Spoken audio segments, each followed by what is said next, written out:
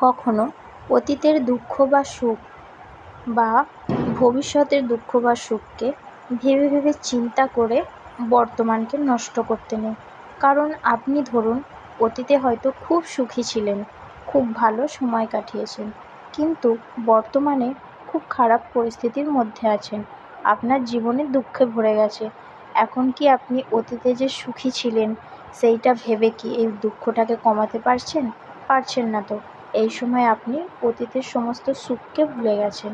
আবার যখন আপনি বর্তমানে খুব আনন্দে থাকেন, তখন কিন্তু অতীতে কাটানো দুঃখের মুহূর্তটাও সেভাবে মনে থাকে না। তাই অতীতে কী হলো বা ভবিষ্যতে কী হবে সেটা নিয়ে ভেবে লাভ নেই। দুঃখ যখন আসছে দুঃখ অবশ্যই চলে যাবে, সে তার নিয়মের মধ্যে থাকবে।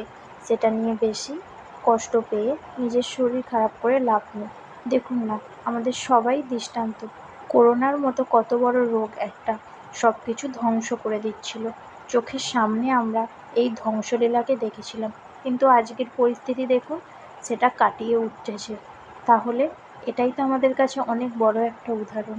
আজ পরিস্থিতি যাই হোক না কেন, কাল সেটা বদলে যাবে। আজ যদি আপনি দুঃখী হন, কাল অবশ্যই সুখী হবেন। বা যদি আজকে খুব